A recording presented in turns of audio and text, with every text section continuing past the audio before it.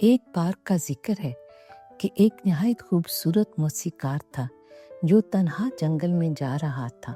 वो अपने ख्यालात में गुम था।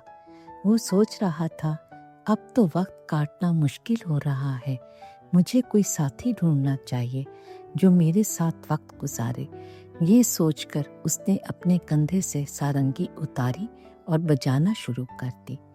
उसके सुर जंगल में गूंजने लगे।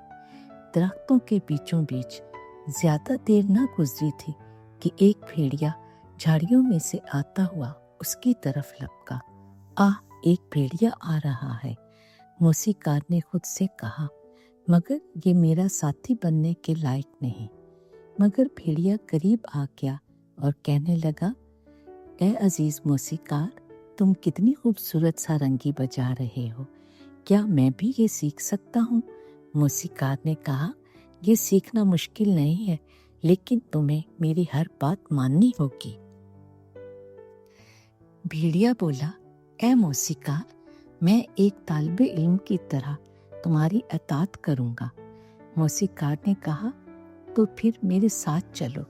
वो दोनों चल पड़े और कुछ दूर जाकर एक पुराना बिलौत का दरख्त मिला जो अंदर से खोखला और दरमियान से फटा हुआ था। मौसीकार ने कहा, अगर तुम वाकई सारंगी बजाना सीखना चाहते हो तो अपने अगले दोनों पंजे इस दरख्त के शिगाफ में रख दो। भेड़िया फौरन मान गया, लेकिन जैसे ही उसने पंजे अंदर डाले, मौसीकार ने एक पत्थर उठाया और एक ही वार में पंजे इस तरह फंसा दिए कि भेड़िया कैद हो गया। तुम यहीं रुको, मैं वापस आता हूँ। ये कहकर मौसीकार आगे चल दिया। कुछ देर के बाद वो फिर रुक गया और खुद से कहा, वक्त फिर से बोझ बन रहा है और कट नहीं रहा। मुझे एक और साथी की जरूरत है ताकि वक्त काट सकूं। उसने फिर सारंगी बजानी शुरू की। आवाज फिर से जंगल में गूंजने लगी। अब की बार एक लोमड़ी दबे कदमों दरख्तों के बीच से निकल कर आई। लोमड़ी आ रही है, ये भी कोई साथी है? लेकिन लोमड़ी बोली, ए मौसीकार, तुम कितनी प्यारी धुनें बजाते हो, मैं भी सीखना चाहती हूँ। मौसीकार ने जवाब दिया, ये सीखना बहुत आसान है, बस मेरी हर बात मानो। लोमड़ी ने वादा किया, मैं एक अच्छे शागिर्द की तरह तुम्हारी अतात करूंगी। वो दोनों चल दिए, यहाँ तक कि एक ऐसी पगडंडी आई जिसके दोनों तरफ ऊंची झाड़ियां थीं। वहां मौसीकार ने रुककर एक झाड़ी को नीचे जमीन की तरफ मोड़ा, अपना पांव उस पर रखा, फिर दूसरी तरफ की झाड़ी को भी नीचे किया। उसने कहा, अब ए छोटी लोमड़ी, अगर तुम कुछ सीखना चाहती हो तो अपना बायां पंजा मुझे दो। लोमड़ी ने पंजा उसके हाथ में दे दिया और मौसीकार ने उसे बाएं झाड़ी से बांध दिया। फिर उसने दायां पंजा मांगा और उसे भी बांध दिया। फिर जैसे ही दोनों झाड़ियां मजबूती से बंध गईं, मौसीकार ने अपने पांव हटा लिए और झाड़ियां उछलकर सीधी हो गईं और लोमड़ी हवा में लटक गई और तड़पने लगी। यहीं रुको, मैं वापस आता हूँ। ये कहकर वो फिर आगे बढ़ गया। फिर कुछ देर बाद उसने फिर कहा, अब वक्त मजीद बोझल लगने लगा है, मुझे एक और साथी चाहिए। उसने सारंगी बजाई और इस बार जंगल में से एक नन्हा सा खरगोश उछलता कूदता उसके पास आ गया। अरे, ये खरगोश आ रहा है, मुझे ये भी नहीं चाहिए। लेकिन खरगोश बोला, ए मौसीकार, तुम तो बहुत खूबसूरती से सारंगी बजाते हो, मुझे भी सीखनी है।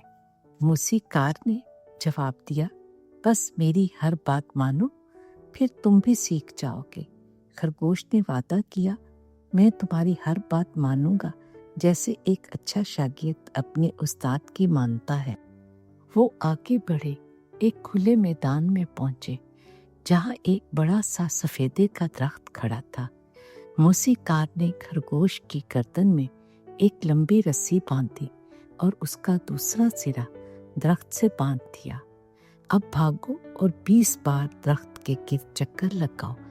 खरगोश ने ऐसा ही किया और जैसे जैसे वो घूमा रस्सी दरख्त के गिर्द लिपटती गई।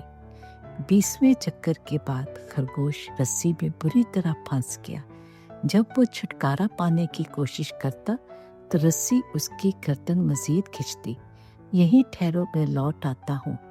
उधर भेड़िया मुसलसल पत्थर से पंजे निकालने की कोशिश करता रहा। काफी मुशक्कत के बाद वो आजाद हो गया। गुस्से से भरपूर वो मौसीकार के पीछे दौड़ा ताकि उसे चीर फाड़ दे। रास्ते में उसने हवा में लटकी हुई लोमड़ी को देखा जो चीख रही थी, भाई भेड़िए, मेरी मदद करो, उस मौसीकार ने मुझे धोखा दिया है। भेड़िए ने झाड़ी को नीचे झुकाया, रस्सी काटी और लोमड़ी को आजाद कर दिया। फिर दोनों मौसीकार से बदला लेने निकले। रास्ते में उन्हें खरगोश भी मिला। उन्होंने उसे भी आजाद किया। अब तीनों का काफिला मौसीकार की तलाश में था। इधर मौसीकार फिर से सारंगी बजा रहा था। इस बार एक गरीब लकड़हारा सारंगी की आवाज सुनकर अपनी कुल्हाड़ी उठाए मौसीकार के पास आ गया।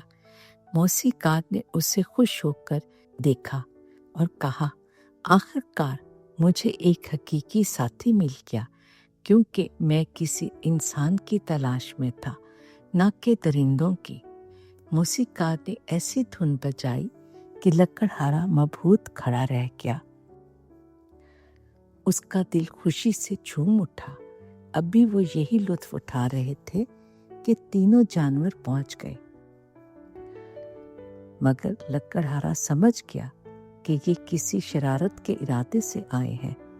उसने अपनी कुल्हाड़ी बुलंद की और मौसीकार के सामने आ खड़ा हुआ। उसका अंदाज जैसे कह रहा था, अगर किसी ने इस पर हाथ डाला तो पहले मुझे देखना होगा।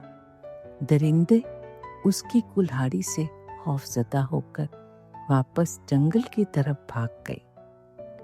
मौसीकार ने शुक्रगुजारी के तौर पर एक और धुन बजाई और फिर अपनी राह लेता गया।